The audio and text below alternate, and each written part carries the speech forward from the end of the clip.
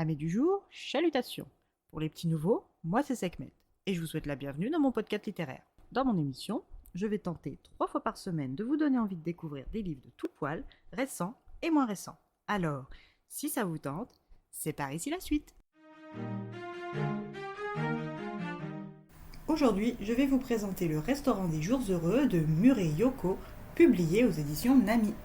Dans ce roman, nous allons partir au Japon dans un petit quartier commerçant. C'est là que Akiko vit depuis aussi loin que ses souvenirs remontent. Akiko est née hors mariage et n'a pas connu son père. Élevée par sa mère célibataire Kayoko. Quand Kayoko était jeune, elle travaillait dans un restaurant près d'un temple. Son patron était un fidèle de ce temple bouddhique et le prieur, un homme charmant de 30 ans, son aîné, venait souvent au restaurant. Kayoko est vite tombée sous le charme du bonze et ce malgré son âge. Peu de temps après, elle découvre sa grossesse.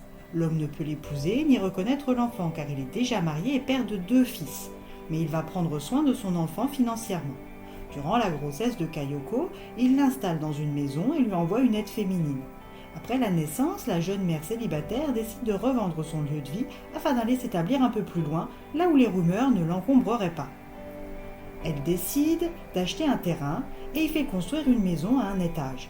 Au rez-de-chaussée, elle crée sa cantine chez Kayo et habite à l'étage avec sa fille. Kayoko est une petite femme à la peau brune et au tempérament marqué. Elle boit et fume bien trop pour son bien, mais c'est un plaisir pour elle de le faire en compagnie de ses habitués. Depuis que Akiko est petite, elle croise ses piliers de comptoir, tantôt trop alcoolisés pour lui parler de façon compréhensible, tantôt trop intrusifs au goût de la fillette qu'elle était. Plus les années passent, mère et fille ont continué d'être aussi différentes l'une de l'autre que l'eau et l'huile, ce qui remplissait de fierté Kayoko. Après des études de lettres, Akiko est entrée dans une maison d'édition. Sa mère, qui n'y entendait rien à la littérature, s'est juste interrogée sur le caractère sélectif de cette branche professionnelle, avant de se vanter haut et fort du statut social de sa fille, ce qui n'a pas manqué d'exaspérer Akiko. Avec son travail d'éditrice, Akiko aurait eu les moyens de se trouver un appartement ailleurs.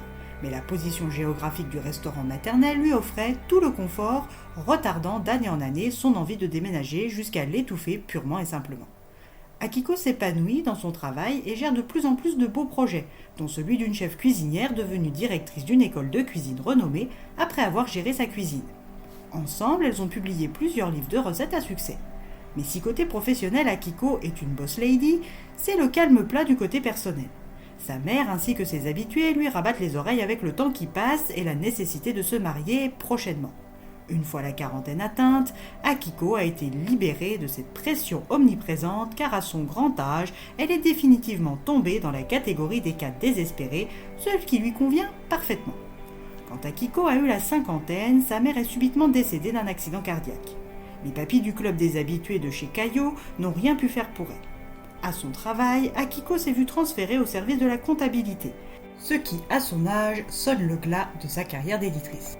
Dépitée, elle choisit d'écouter la voix de celle qui est devenue son modèle avec les années, la chef directrice, et quitte sa maison d'édition.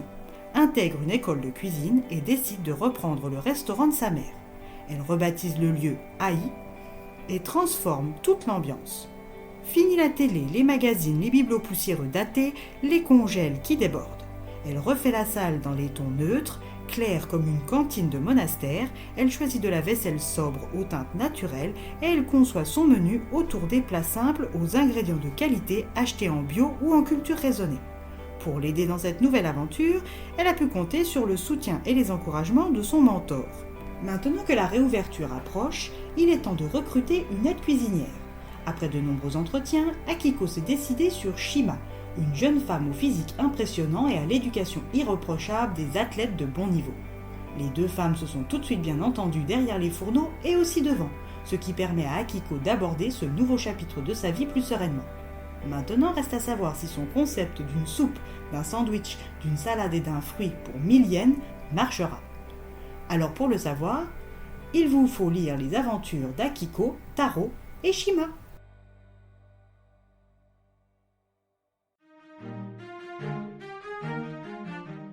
Un roman tranquille qui m'a fait verser ma petite larmichette sur les derniers chapitres. Une bonne découverte. Et bien voilà, j'en ai fini pour aujourd'hui. J'espère que cet épisode vous aura plu et vous aura donné des nouvelles idées de lecture. Si vous souhaitez découvrir d'autres petits bonbons littéraires tout droit sortis de ma bibliothèque, je vous retrouve le samedi 7 mars prochain pour un nouvel épisode. Et si d'ici là je vous manque de trop, vous connaissez le chemin sur Instagram, @leslecturesdeSekhmet. Sur ce, chalut les amis, et à la prochaine!